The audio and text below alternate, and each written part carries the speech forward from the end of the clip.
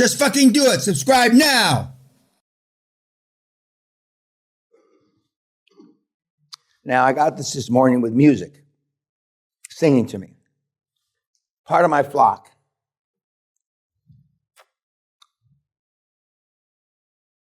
I'll get a bunch of them from all around the world. Last count, I have 200 Catholic units that pray for me every day. Over 200. I have at least 2 or 3 requiem masses said for me every week. Now, maybe this doesn't mean anything. Maybe it's just a load of hot cock, right? Maybe. Every time I see that casket, I think it's me in that one picture. Sally and I were there last year for their wedding. Kat and EJ got married, and so I've said this when we had the pictures for the bride, etc. I had to squat down because everybody's about this tall, and I look like a sort of ugly white monster in the picture. But all the organizations that I belong to, they're mostly Catholic, not all. They're panned out. Now, whether it's the prayers from the Catholics and all the masses, or the fact that I met a lot of wealthy, significant people, when you go through that list up there, you're about 65% Catholic. Hitler was a Catholic. I'm not recommending that you pray to Hitler. Okay, that's not the point. But Hitler was a fucking Catholic, okay? And you got to join these things if you don't want to be on the 12 or 14-year program, or, God forbid, pun intended, no program. And they do take time. They do take time.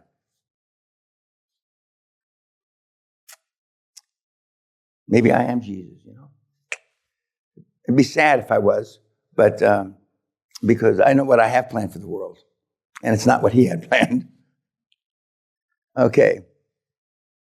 You've heard people like Andreas, etc., to follow the word of Dan, like the book of Dan, like I'm some sort of deity. Don't consider it a deity, but those that follow the steps the closest, and those that make it part of their ritual with their affirmations, not necessarily prayers, have done the best.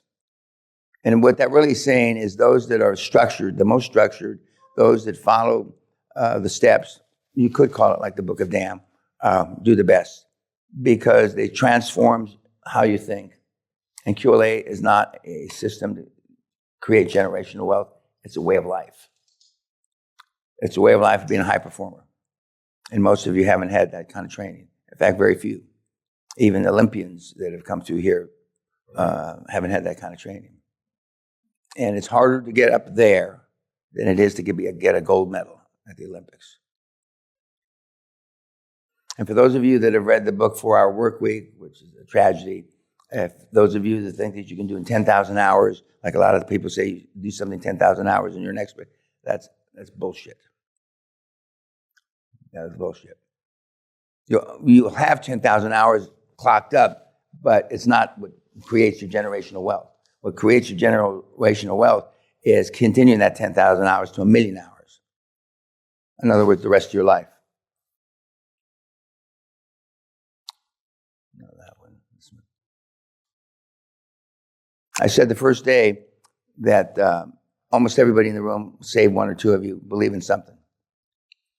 Okay. Some of the cases, it's not what I would believe in, but you believe in it. And you believe in it on faith because you've never seen it. It's never talked to you other than in your dreams, perhaps. And I said, if Jesus or somebody dropped through the ceiling today, I'd ask him for ID because I'm a skeptic. But you do it on faith. And this system initially has to be followed on faith. For those of you, some of you followed me 5, 6, 7 years before you went to the first seminar. Okay. Some of you longer. And then in between the first seminar and this seminar, you pretended to get ready for the QLA program. Some of you took steps, found a veteran to be your veteran guy and the veteran set aside. Some of you, but the bottom line is you haven't done cock. Nothing.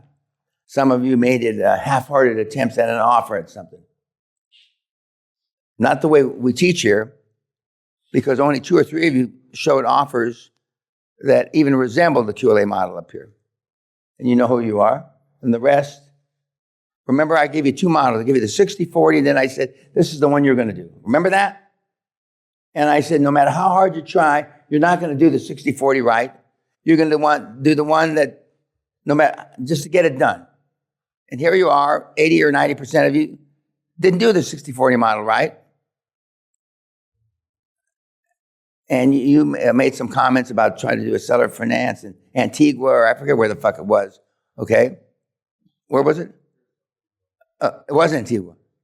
Okay, I wish I hadn't remembered that. But anyway, but it wasn't. And I said, if they hesitate at any of the steps next, but you kept pushing, right? It doesn't matter. And I told you were going to do all this, didn't I? And I remember you were like, not laughing, but man, that's not going to be me. And here we are, 9 weeks to 4 years later, and just about every fucking thing I said, every word I uttered was absolute 100% accuracy.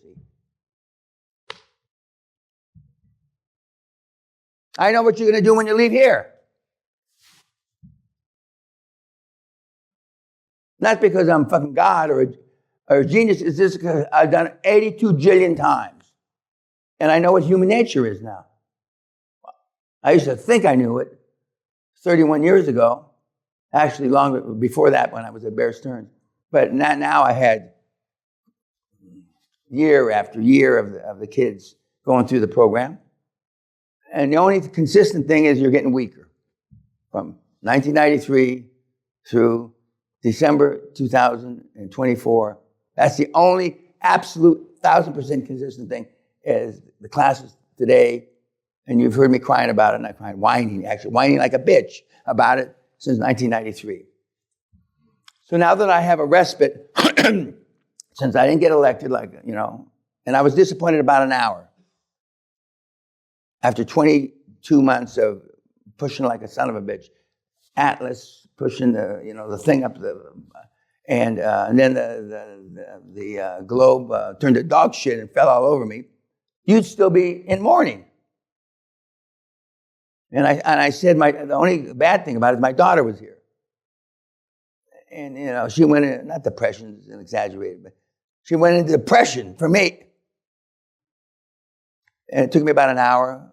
I had a drink. It was about 8:30 in the morning. I had a drink, and I went back to work. Because that's just one rock.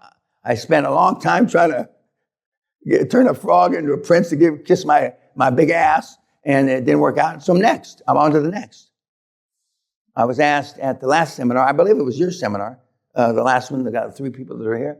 Somebody, remember, asked me, have I ever been depressed? Or how do I handle depression, I think. Remember? Okay. You remember everything. Come on, cadaver. Jesus Christ. You didn't write it down. Okay. Anyway, and I said, to the best of my knowledge, where my heart's supposed to be, I've never been depressed in my life. And I still say that. Even after I lost that election day, an hour, I was disappointed, But I was more disappointed with my staff, her, and her worthless husband, wherever he is, all the fucking work they did. And not just them. I mean, we did a lot of shit to try to get me in Westminster. And so I felt bad about that they put a lot of work. I spent a fair amount of money. And there's a limit to how much money you can spend before a certain date. So I'm spending money like crazy before those dates. And then I'll turn to shit. But see, I don't look at that. I don't look at things like that. Deals. I could write a book on fucked up deals. I could write volumes. But I'm known for not the fucked up deals. Because I know it's just one more. You got to keep swinging at the plate. You got to keep swinging at the plate. And once I hit $1 trillion in creation of wealth with my meatheads, and now we're at 2.3, 2.4, maybe 2.8. I have to do a year in numbers. And now, since I've got a few years since Trump is in power, I'm not positive, but I'm almost positive I'm going to reach $5 trillion. And as opposed to you, he's trying to cut expenses on a chicken shit where the homeless live. There's a dichotomy there. I hope everybody sees it. There's a dichotomy of what you are setting for goals or intermediate goals or whatever the fuck they are. That's not what Carnegie did. That's not what the DuPonts continue to do, God love them, and a few others. And so you got to get the first seminar is supposed to be, when we set it up, is to get your head screwed on straight. Some of you, and that means all the way around, like in a horror movie when they spin their head. Well, some of you, assuming I'm swiveling, I'm not coordinated enough, my neck's got too much arthritis, but some of you have got about this far around. A couple of you have got about this far around, and one of you have got this far around, but you still got about, 70 degrees to get your head screwed on straight. Some of you have gone retro, the other way, and you know who you are. I don't have to point you out. I don't have to point. Raymond, this is the pre-log for Raymond. Raymond, I know you watch this shit, so Raymond thinks that he's got his head screwed on straight, mostly from me blowing smoke up his ass, but he's about 5 or 10 degrees short too, because he takes too fucking long. You'll catch up to him, and he can't lose any more hair. I was going to say, but guys like you will catch up to him and surpass him because he takes too fucking long. And there's 2 or 3 control freaks in this group. There's always 2 or 3 control freaks. In other words, they have to do it themselves. You've heard the saying, if I want it done right, I have to do it myself. Well, whoever said that should be roasting in hell right now, because a lot of people believe that, and it's not true. That's a lack of leadership on your part if you have to continue to do it. There's 2 or 3 of you in this room that have no plans of ever turning over that to anybody, and you're always going to do it yourself. So you're always going to be, at best, a big fish in a little pond. I want you to be a minnow in a fucking ocean, but still in control of tens of billions or hundreds of billions or even more. But it's a mindset. And until you start rubbing elbows with the big dogs, it's like I used to say in the 90s, if you want to hunt with the big dogs, instead of just sitting on a porch licking your balls, you got to get out there with the big dogs. And so far, that's not what this group has done. And 2 or 3 of you have the capability to hunt with the big dogs, and you haven't pursued it. And in the 90s, alumni at my school, I was the only alumni that was, monetarily speaking, worth a shit. Although we had a couple guys that had got an Emmy, because it's very famous for movies and stuff like that. And we had one guy get an honorable mention Nobel Prize, signed it. But I mean, making any fucking money, that was it. Now there's a few other guys. But still, I mean, no Zuckerfuckers or anybody like that. So my alumni is me. And so that's why I get chased on LinkedIn. The alumni, the people you may have gone to school with, or not may, you may have interest in me, but however they phrase it. And I'm pretty much it for my school. And then when Mrs. Gates gave $200 and some million to the fucking school as one of the 3 great woke schools of all time,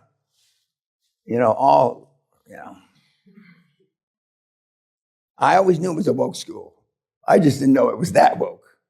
And so, and as Kat would attest to, the things that we've tried to do with the university, pun intended, not always get turned down, but eventually get turned down. And they, we're just out of their comfort zone. And then we'll do it. And now that they got the couple $100 million plus, and your 2 favorite fat, I could tell her they're Mexican guys, but fat, they look Filipino though. Fat Filipino that, I mean, their hands are tied, they can't do anything. So, and now, nobody will do anything there for a fucking century now. Because they'll judiciously, it'll take them 25 years to spend $5 million of the 200 million plus. At least 25, maybe never. because they're going to put it to committee. So, where's the young kid? In your lifetime, when you're 80, 90 years old, check back with the school. I got to explain about where I went and find out if they spent any of the fucking money they got from the Gates Foundation. They probably won't have spent, by the time he's my age, that's 60 years, more or less. Because they'll put it in the committee and they're going to be saving it for a rainy day. Not the same way that Warren Buffett and the guys are saving billions. So that's man plans, God laughs. And unless you have, but the faith starts with you. And then in some system. Now, the other side of that coin, and I preach it all the time, who prays the most? The poorest. And how's that worked out for them? For the most part, bless you, not well. So I've given you all this information on the one hand, and then I counter it with who prays the most? And it's the people that arguably need the money or need the help or need the assistance or whatever the word is. And yet, for the most part, they don't get it. Okay, YouTube. Talk to you later.